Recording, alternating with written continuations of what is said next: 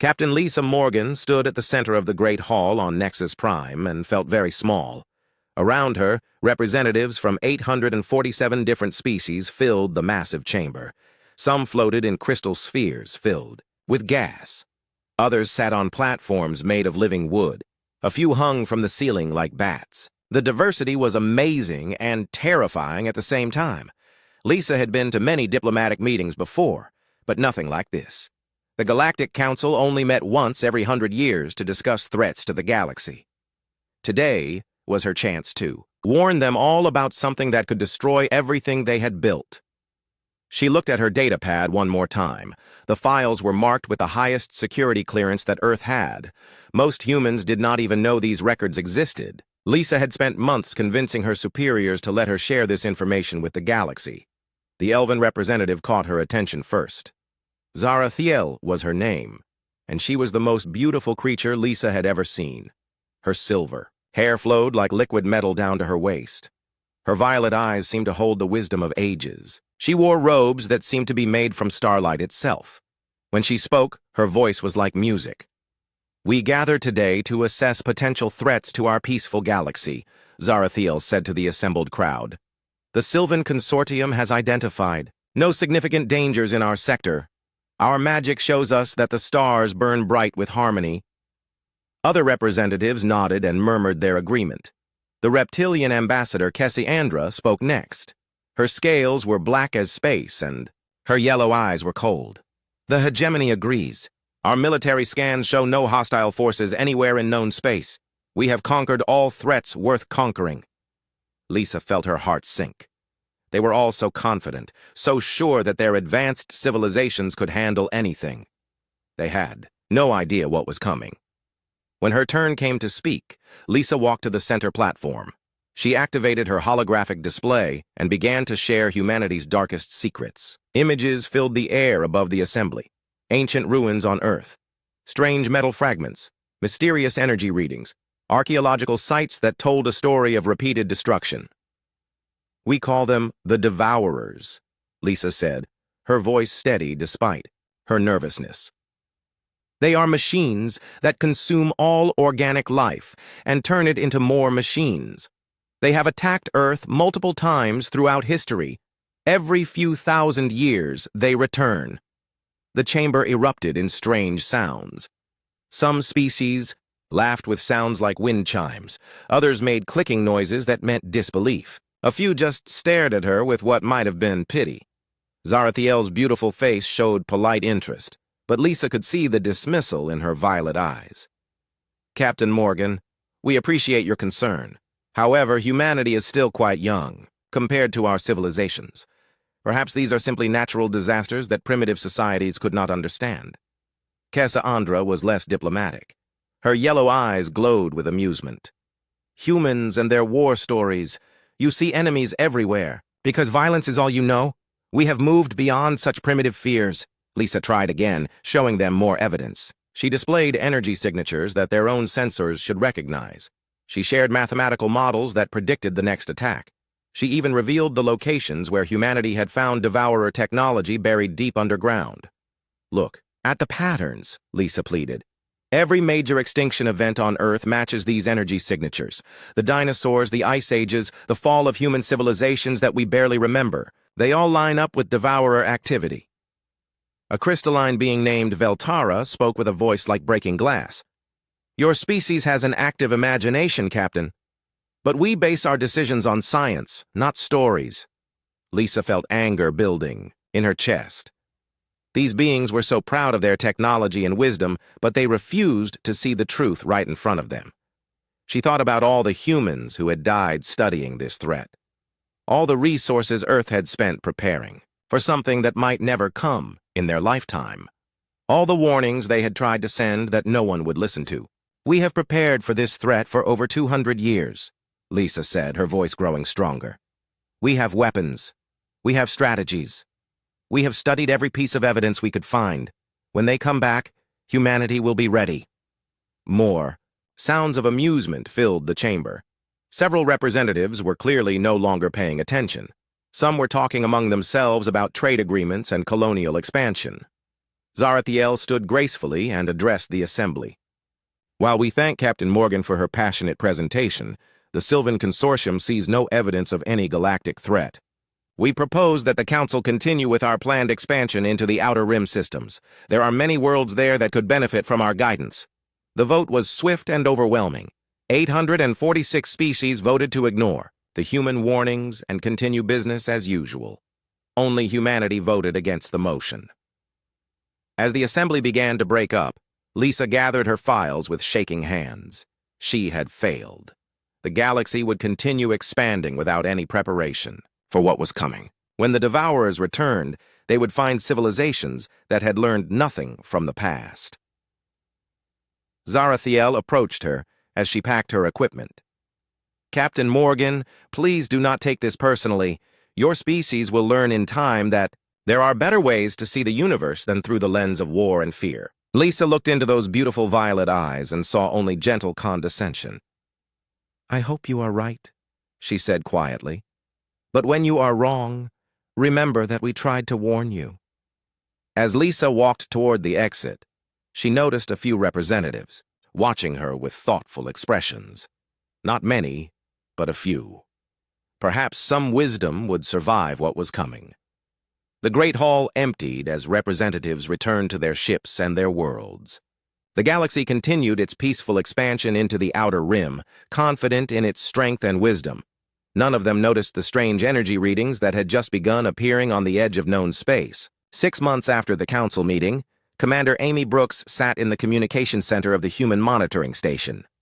Banks of screens surrounded her, each one tracking signals from across the galaxy. For the past week, something had been bothering her. Too many signals were going quiet. Amy had been watching galactic communications for 15 years. She knew the normal patterns. Ships reported in on schedule. Colonies sent their daily status updates. Trade routes hummed with constant chatter. But lately, whole sections of space had gone silent. The first disappearance had been a small mining colony in the Outer Rim.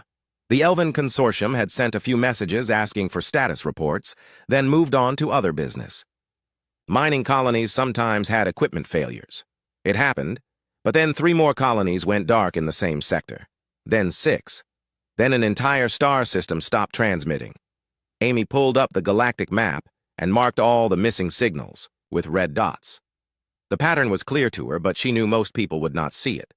The disappearances formed a rough line moving inward from the galaxy's edge. Something was methodically destroying everything in its path. Her console beeped with an incoming priority transmission.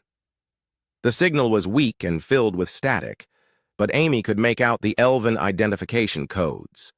She opened the channel and was shocked to see Zarathiel's face on the screen.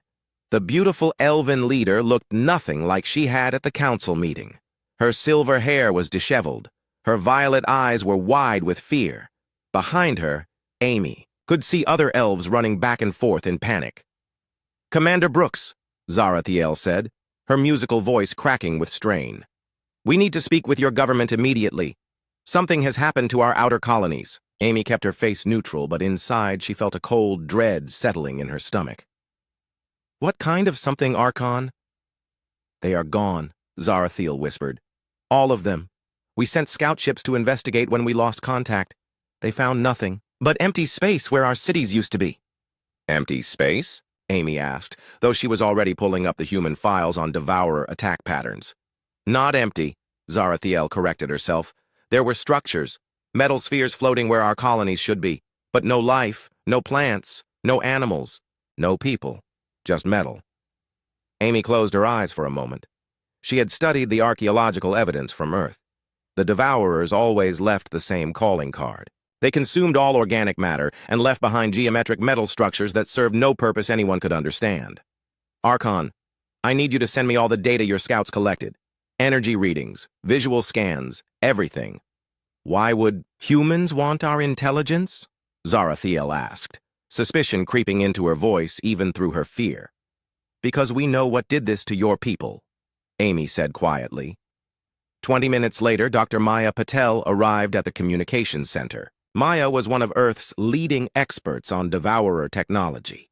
She had spent her entire career studying the metal fragments and energy signatures left behind by previous attacks. She was also one of the few humans who truly understood how close humanity had come to extinction in the past. Maya studied the Elven scout data with the intensity of a hunter tracking dangerous prey. Her dark eyes moved quickly across the screens as she compared the new information with the human archives.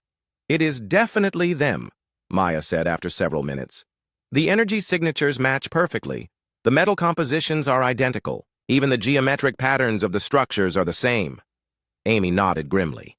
She opened a channel to Earth and requested an immediate conference with the Galactic Defense Committee. Within an hour, she was looking at the faces of humanity's military leaders on her screen. "The Devourers are back," she reported without preamble. "They hit the Elven outer colonies first. The pattern matches historical attacks perfectly." General Patricia Stone, the head of Human Defense Forces, leaned forward. "How long do we have?" Maya consulted her calculations. "Based on their historical movement patterns and the current attack progression, they will reach major population centers within 6 months. Earth itself could be under threat within 2 years. "What about our preparations?" asked Admiral Susan Carter. Amy brought up another set of files. For over 2 centuries, humanity had been developing weapons and strategies specifically to fight the Devourers. Most humans thought the massive military spending was for defense against other species. They had no idea their government was preparing for an enemy that might not return for thousands of years. "Our EMP weapons are ready," Amy reported. "The nanophage viruses have been tested and deployed to all military vessels. The quantum scrambler networks are online around all major human worlds." "What about allies?" General Stone asked. Amy glanced at the screen showing Zara Thiel's panicked face. "The Galactic Council dismissed our warning 6 months ago. They are completely unprepared. Most species do not even have weapons that could damage the Devourers." A new transmission interrupted their conference.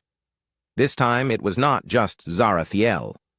Representatives from a dozen species appeared on Amy's screens: the Reptilian Hegemony, the Silicon Collective, the Gas Giant Federation. All of them were reporting the same thing: colonies going silent, scout ships finding empty space and metal spheres. Kessa Andra, the reptilian ambassador who had mocked human warnings, now looked desperate. Her black scales had lost their shine, and her yellow eyes darted nervously. "The machines consume everything," she hissed. "Our weapons cannot even scratch them. They adapt to every attack." Dr. Patel stepped into view of the transmission. "That is because you are using energy weapons and projectiles. The Devourers convert all energy into more machines. Physical ammunition just gives them more raw materials." "Then how do we fight them?" Zara Thiel asked. "You do not," Maya said bluntly. "You run. You evacuate everything you can, and you let humanity handle this." The silence that followed was deafening. These proud species who had dismissed human warnings were now being told that only humans could save them. A young elven voice broke the silence. "My name is Lysara. I was on the scout ship that found the Silverleaf colony." The young elf looked traumatized. Her hands shook as she spoke. "The machines were still there when we arrived. They were building something from the remains of our people." "What were they building?" Amy asked gently. "More machines," Lysara whispered. "Thousands of them. They used our bodies, our trees, our animals. Everything living became part of their swarm." Dr. Patel nodded sadly.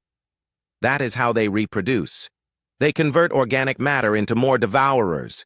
Every person they consume makes them stronger." "How did humanity survive this?" Zara Thiel asked. Amy looked at the assembled alien faces on her screens. 6 months ago, these same beings had laughed at human warnings. Now they were begging for help. "We learned from the civilizations that came before us," Amy explained. "Earth was not always human. We found the ruins of older races that the Devourers destroyed. We studied their mistakes and developed different strategies." "What strategies?" Cassandra demanded. Amy shared her screen with General Stone, who took over the briefing. "We do not try to defeat them in direct combat. We disrupt their systems. We poison their conversion processes. We make it too expensive for them to continue attacking." "And if that fails?"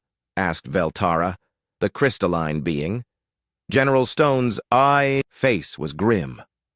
Then we destroy everything they might want to consume. Scorched earth tactics. It is better to have empty space than space full of devourers. The alien representatives recoiled at the suggestion. Their species valued life and preservation above all else. The idea of destroying entire worlds to deny them to an enemy was horrifying to them.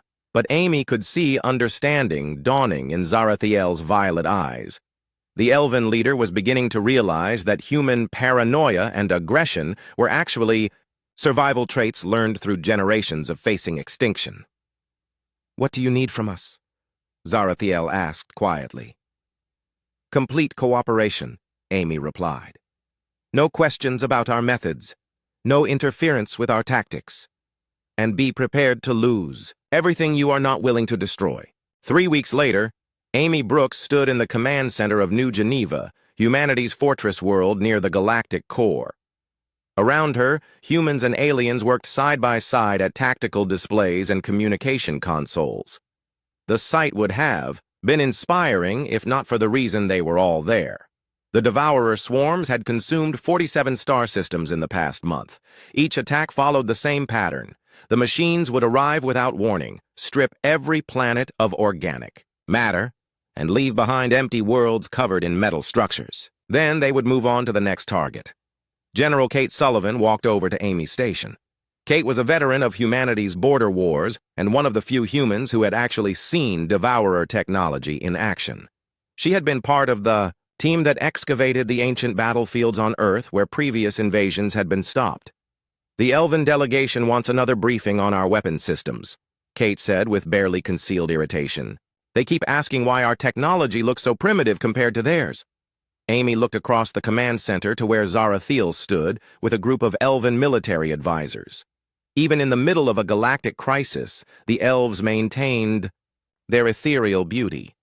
Their armor seemed to be made from crystallized moonlight, and their weapons hummed with mystical energy. "Because it is primitive," Amy replied. "That is the point." Kate nodded grimly. "Maybe you should explain it to them again. They still do not understand why we are using chemical explosives and electromagnetic pulses instead of plasma weapons and antimatter bombs." Amy walked over to the elven group. Zarathiel looked up as she approached, and Amy felt the same flutter in her chest that she had been experiencing more often lately. Working closely with the elven leader over the past weeks had been both professionally rewarding and personally confusing. "Archon Zarathiel," Amy said formally, "I understand you have questions about our arsenal." "Your weapons seem so crude," one of the elven advisors said. "Surely your people have developed more elegant solutions after centuries of preparation." Amy led them to a tactical display showing the latest battle reports. "Watch this recording from the Hegemony's encounter with the Devourers 2 days ago." The holographic display showed reptilian ships engaging a Devourer swarm with their most advanced weapons. Plasma cannons fired streams of superheated matter at the machines.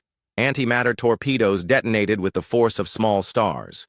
Energy shields sparkled as they deflected incoming attacks. For the first few minutes, it looked like the reptilians were winning. Their weapons tore through the first wave of Devourers with impressive efficiency. But then something changed. The machines began absorbing the energy from the plasma weapons. The antimatter explosions seemed to feed them rather than destroy them. Within minutes, the Devourer swarm had doubled in size.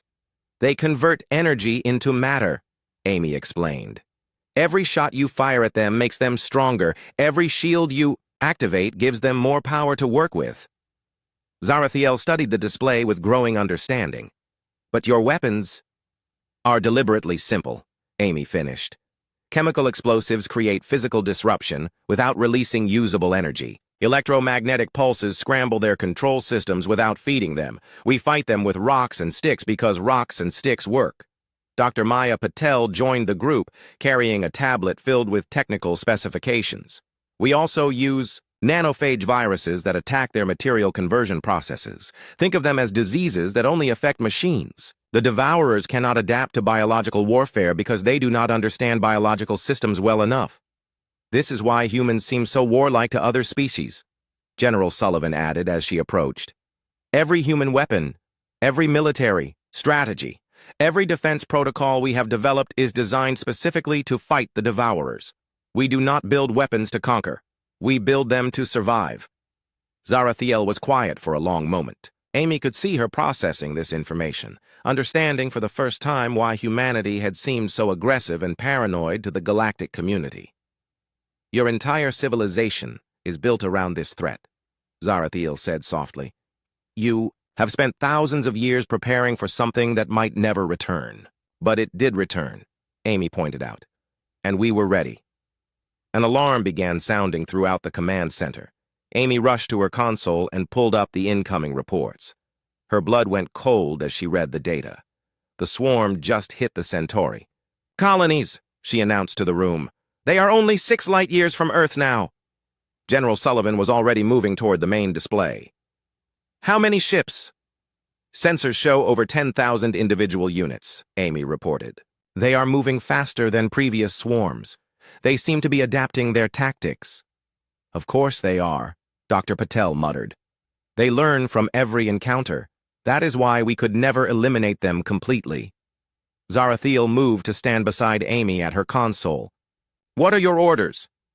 Amy looked at the elven leader in surprise. "You are asking me?" "Your people understand this enemy. We are learning to trust your judgment."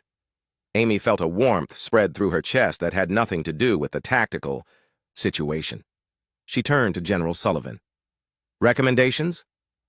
"We implement Protocol 7, Kate said without hesitation. "Full scorched earth. We evacuate everything we can from the projected path and then sterilize the rest." "Sterilize?" asked one of the elven advisors. "What does that mean?" Amy pulled up the protocol specifications.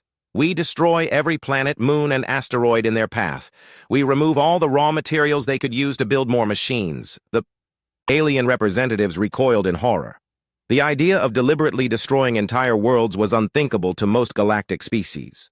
"There are billions of people in those systems," Zarathiel protested, "and there will be trillions of devourers. If we let them consume those people," Amy replied firmly, "we evacuate who we can. The rest choose between death by devourer or death by human weapons. At least our way, they do not become ammunition for our enemies." Kessa Andra, who had been listening from across the room, slithered over to join the Abe conversation. "This is madness. There must be another way." "There is," General Sullivan said coldly. "You can try to fight them with your energy weapons again. See how well that works." Amy placed a hand on Zarathiel's arm, feeling the warmth of her skin through the crystalline armor. "I know it seems cruel, but we learned from the civilizations that tried to save everyone. They all died. The Devourers consumed them completely." "How? Do you know this?" Zarathiel asked. Dr. Patel activated another display, showing archaeological data from Earth. "Because we found their remains. The Atlanteans tried to negotiate with the machines. The Lemurians tried to hide from them. The Mu civilization tried to outrun them. We found the records they left behind. All of them failed because they would not make the hard choices." "And humans will make those choices?" Zarathiel asked, looking into Amy's eyes. "We already have," Amy said quietly. "Multiple times throughout our history. That is why we survived when no one else did." The command center fell silent except for the constant hum of computers and communication equipment. Amy watched as the alien representatives struggled with the reality of what survival actually required. Finally, Zarathiel spoke. "What do you need from us?" "Help us evacuate the civilian populations," Amy said. "Your ships are faster than ours. For rescue operations, we will handle the military response." "And after that?" Amy looked at the tactical display showing the approaching swarm. "After that, we see if 200 years of preparation was enough." Zarathiel moved closer to Amy, their shoulders almost touching as they studied the screen together. "And if it was not?" Amy felt the weight of responsibility settling on her shoulders. She thought about all the humans who had lived and died preparing for this moment. All the resources spent. All the warnings given that no one believed. "Then at least, we will make it expensive for them," she said. The siege of Nexus Prime began without warning. Admiral Laura Hayes watched from the bridge of her flagship as the Devourer swarm emerged from hyperspace like a plague of metal locusts. There were millions of them now, each one the size of a small building and hungry for organic matter. All ships, this is Admiral Hayes, she broadcast on the emergency frequency. Execute Plan Omega. I repeat, execute Plan Omega. Around Nexus Prime, the combined fleets of every surviving galactic civilization moved into position. But Laura knew the truth that the alien commanders refused to accept. Only the human ships had any real chance of stopping what was coming. In the command center on the planet below, Amy Brooks coordinated the evacuation efforts while monitoring the space battle above. Beside her, Zarathiel worked with desperate efficiency to help organize the fleeing civilians. The past months of fighting alongside humans had changed the Elven leader in ways that surprised Amy. The southern spaceports are clear, Zarathiel reported, her musical voice strained with exhaustion. But the northern districts are still too crowded. We need more time. Time is what we do not have, Amy replied, studying the tactical displays. The Devourer swarm was already engaging the outer defense perimeter. She watched alien ships disappear one by one as the machines adapted to their weapons and turned their own power against them. Dr. Nina Rodriguez burst into the command center, her lab coat still smoking from whatever experiment she had been conducting. Nina was one of humanity's leading experts on Devourer technology, and she had been working non-stop to find new ways to fight them. I found it, Nina announced breathlessly. I found their weakness. Amy spun around. What? They cannot process hope, Nina said, pulling up her research data on the main screen. I have been analyzing the quantum signatures from every battle. Every time humans fight them, there is a specific energy pattern that disrupts their systems. Zarathiel moved closer to study the data. What kind of energy? Emotional quantum resonance, Nina explained rapidly. When sentient beings choose to keep fighting despite impossible odds, they generate a specific type of quantum field. The Devourers cannot convert it or adapt to it. It actually damages their conversion processes. Amy felt a chill run down her spine. And humans generate more of this energy than other species? Much more, Nina confirmed. It makes sense. Your species has been facing extinction for thousands of years. You have evolved to keep fighting even when logic says you should give up. Above them, the space battle was intensifying. Admiral Hayes was leading her ships in a desperate dance with the Devourer swarm, using every trick humanity had learned, over centuries of preparation. But even with their specialized weapons and tactics, the human fleet was badly outnumbered. Admiral Hayes to Planetary Command, came the voice from space. We cannot hold them much longer. Whatever you are planning, down there, do it fast. Amy looked at Nina's data, understanding what it meant. You are talking about a suicide mission, are you not? Not exactly suicide, Nina said carefully, but the weapon requires direct exposure to the hope energy. Someone has to get close enough to the swarm to deploy it manually. How close? Zarathiel asked. Close enough to touch them. The command center fell silent except for the distant sounds of explosions as debris from the space battle began falling through the atmosphere. Amy stared at the data on the screen, knowing that she was looking at humanity's last hope and her own death sentence at the same time. I will do it, she said quietly.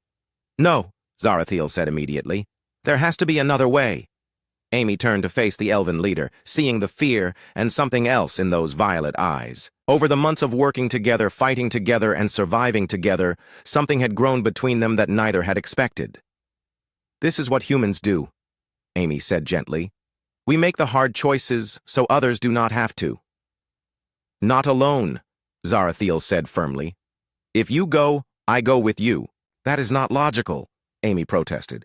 You do not generate the same quantum signature that humans do? Perhaps not, Zarathiel replied. But Elven magic can amplify quantum energies. Together, we might have enough power to make the weapon work. Dr. Rodriguez was already running calculations. It could work. Elven quantum manipulation techniques could boost the human hope signature by a factor of 10. Amy felt her heart racing, but not from fear of the mission. The idea of Zarathiel sacrificing herself was unbearable. Over the past months, Amy had come to care about the Elven leader in ways that went far beyond professional respect. Why would you do this? Amy asked. Zarathiel stepped closer, reaching out to touch Amy's face with gentle fingers. Because I have learned what hope really means. Before I met your people, I thought hope was just foolish optimism. Now I understand that hope is choosing to believe in tomorrow even when today seems impossible. Their moment was interrupted by another urgent transmission from Admiral Hayes. Planetary Command, the swarm has broken through our outer perimeter. You have maybe 10 minutes before they reach the surface. Amy made her decision. Nina, prepare the weapon. Admiral Hayes, we need a fast ship that can get us to the center of the swarm. Amy, wait, Zarathiel said, grabbing her arm. I need to tell you something. Tell me on the ship, Amy replied, already heading for the door. I love you, Zarathiel said quietly. Amy stopped and turned around. In the middle of the galactic apocalypse, with millions of people dying above them and the future of all organic life hanging in the balance, she felt her heart skip a beat. I love you too, she said, surprised by the truth of it. They ran through the corridors of the command center together, following Dr. Rodriguez toward the emergency launch bays. Behind them, other staff members were implementing the final evacuation protocols, preparing to flee deeper into the galaxy if the mission failed. The ship Admiral Hayes had provided was a small human fighter craft equipped with the most advanced stealth systems humanity had ever developed. It would get them close to the swarm, but it would not get them back. As they strapped themselves into the cockpit, Amy looked at Zarathiel sitting beside her. The elven leader had traded her elegant robes for practical human flight gear, but she still looked impossibly beautiful. Do you know how to fly human ships? Amy asked. I am learning many human skills lately, Zarathiel replied with a small smile. They launched from the planet's surface just as the first Devourer scouts began entering the atmosphere. Amy piloted the ship through the chaos of the space battle, dodging debris and weapons fire as they climbed toward the center of the swarm. The weapon is armed, Dr. Rodriguez reported over the radio. Remember, you need to be within 1 kilometer of their primary cluster when you activate it. Understood, Amy replied, though her attention was focused on the impossible sight ahead of them. The main body of the Devourer swarm was like a living storm of metal and death. Millions of machines moved in perfect coordination, their surfaces reflecting the light of burning ships. They had consumed so much matter that they were beginning to block out the stars themselves. They are beautiful in a terrible way, Zarathiel observed. They are death, Amy replied grimly. But today, death loses. She pushed the ship's engines to maximum, racing toward the heart of the swarm.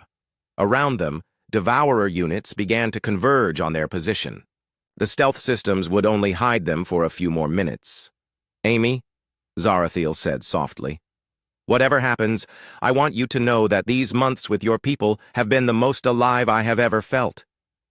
Amy reached over and took her hand. We are going to survive this, both of us. How can you be sure? Amy smiled as the targeting system locked onto the swarm's central cluster. Because I have hope. 6 months after the Battle of Nexus Prime, Amy Brooks stood on the observation deck of the new Galactic Council headquarters and watched construction ships rebuilding the damaged orbital stations. Her left arm was still in a healing brace from injuries sustained during the final assault on the Devourer swarm, but she was alive. Against all odds, both she and Zarathiel had survived. The Hope weapon had worked better than anyone had dared to expect. When Amy and Zarathiel had flown their ship into the heart of the swarm and activated Dr. Rodriguez's device, the combination of human hope energy and elven quantum amplification had created a cascade failure throughout the entire Devourer network. The machines had simply stopped functioning, their conversion processes disrupted beyond repair. But the victory had come at a terrible cost. 30% of the galaxy's civilizations had been consumed before the threat was finally stopped. Entire species had been wiped out. Thousands of worlds were now empty metal spheres floating in space where thriving colonies had once existed. The memorial gardens are almost finished, Zarathiel said as she joined Amy at the observation window. The elven leader had also changed during the war. Her silver hair was shorter now, more practical than elegant.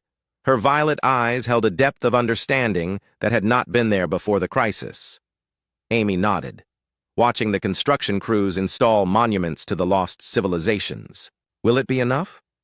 Can you really honor billions of dead with a garden? We honor them by learning from their sacrifice, Zarathiel replied, moving to stand beside Amy, and by making sure it never happens again. The door to the observation deck opened and Secretary General Helen Chen entered.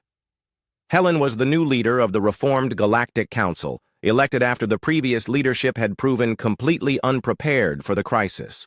She was also human, which was not a coincidence. The final vote came in, Helen announced.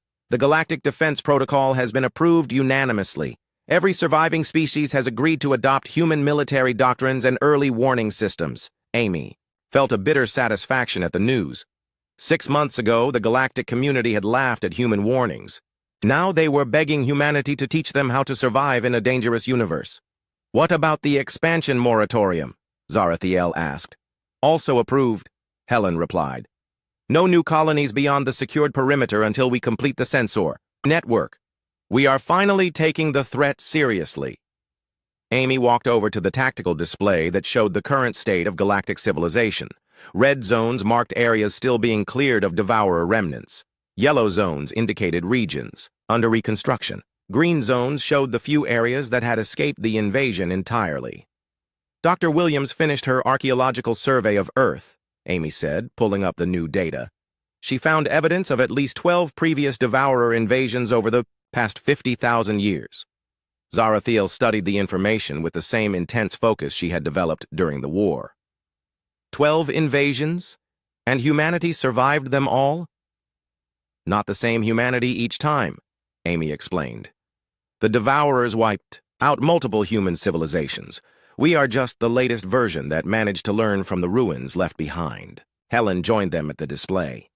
The other species are having trouble accepting this. They thought humanity was a young race, but you might actually be the oldest continuous civilization in the galaxy. Not oldest, Amy corrected. Just the most stubborn. We keep rebuilding no matter how many times we get knocked down. The three women stood in comfortable silence for a moment, watching the recovery efforts continue across known space. Finally, Zarathiel spoke. Dr. Williams found. Something else, did she not? Amy nodded grimly. The Devourers follow a 1,000-year cycle. The last invasion before this one was 987 years ago. Which means, Helen asked, though Amy could see she already knew the answer. Which means they will be back, Amy replied. Maybe not in our lifetimes, but they will return. They always do. Zarathiel moved closer to Amy, their shoulders touching as they studied the galactic map. Over the months since the battle, their relationship had deepened beyond what either had thought possible. Love between species was rare in the galaxy, but the shared trauma of near extinction had created bonds that transcended normal boundaries. At least next time, the galaxy will be ready, Zarathiel said. Will it? Amy asked. In 1,000 years, will anyone remember what happened here? Will they believe the warnings? Or will they think the threat is just another human paranoia? Helen activated another display showing the new defense installations being built across the galaxy. That is why we are building permanent monitoring stations, physical reminders that cannot be dismissed or forgotten. Amy was not entirely convinced. She had studied enough history to know that civilizations had short memories when it came to distant threats. In a few generations, the Devourer invasion would become legend. In a few centuries, it would become myth. Eventually, some future galactic council would probably vote to ignore the human warnings again. The memorial service is in an hour, Zarathiel reminded them. Are you ready? Amy straightened her formal uniform and checked her reflection in the observation window. As one of the heroes of the war, she was expected to speak at the ceremony honoring the dead. She was not looking forward to it. What do you say to the survivors? Amy asked. How do you explain that billions died because their leaders would not listen to warnings? You tell them the truth, Helen said firmly, that survival requires making hard choices that comfortable people do not want to make. They made their way to the main assembly hall, where representatives from every surviving species had gathered. The ceremony was supposed to celebrate their victory over the Devourers, but Amy knew it was really a funeral for the galaxy that had existed before the invasion. As she took her place at the podium, Amy looked out at the assembled crowd. Many, of the faces she recognized from the original council meeting where she had tried to warn them about the coming threat. The ones who had survived looked older now, marked by loss and hard-won wisdom. 6 months ago, Amy began, humanity tried to warn this assembly about a threat that could destroy our civilization. You voted to ignore those warnings. Today, we gather to remember the 30% of our galaxy that paid the price for that decision. The hall was completely silent. Amy could see guilt and shame in many of the faces looking back at her. But we are not here to assign blame, she continued. We are here to learn. The species that died in this invasion were not weak or foolish. They were simply unprepared for a universe that does not care about their hopes and dreams. Amy paused, thinking about all the humans who had lived and died preparing for this moment. Humanity survived not because we were stronger or smarter than anyone else. We survived because we learned to live with fear. We learned that peace is not the absence of danger, but the preparation for when danger returns. She looked directly at Zarathiel, drawing strength from those violet eyes. The Devourers will return someday. Maybe in 1,000 years, maybe sooner. When they do, I hope the galaxy will remember what we learned here. That survival requires vigilance, that safety requires sacrifice, and that sometimes the most important warnings come from the people everyone thinks are paranoid. After the ceremony, Amy and Zarathiel walked together through the memorial gardens. The space was beautiful and peaceful, filled with plants and monuments from every lost world. But Amy could not shake the feeling that they were walking through a graveyard. And, you think we made a difference? Zarathiel asked, as they stopped beside a fountain dedicated to the lost elven colonies. Amy considered the question seriously. For now, yes. The galaxy is safer than it was a year ago. But will that last? I honestly do not know. What matters is that we tried, Zarathiel said, taking Amy's hand, and that we survived to try again. They found a bench overlooking the construction sites where new defense stations were being built. In the distance, Amy could see human ships patrolling the perimeter, keeping watch for threats that might not come for centuries. I have been thinking about the future, Zarathiel said quietly, about what comes next for us. What do you mean? I mean us personally. You and me. What do we do now that the war is over? Amy had been wondering the same thing. During the crisis, their relationship had been simple. They were allies fighting for survival. But now, in peacetime, things were more complicated. I suppose we rebuild, Amy said. The galaxy needs new institutions, new alliances. There will be plenty of work. Together? Zarathiel asked. Amy looked into those beautiful violet eyes and saw her own future reflected there. It would not be easy. Their species had different lifespans, different cultures, different ways of seeing the universe, but they had also proven that love could bridge any gap when survival was at stake. Together, Amy confirmed. As the sun set, over the memorial gardens, Amy and Zarathiel sat together in comfortable silence. Around them, the galaxy continued its slow process of healing and rebuilding. In the distance, human patrol ships kept their eternal watch against the darkness between the stars. The Devourers would return someday. Amy was certain of that. But for now, for this moment, the galaxy was safe. And sometimes, Amy reflected, that was the best you could hope for in a universe full of dangers.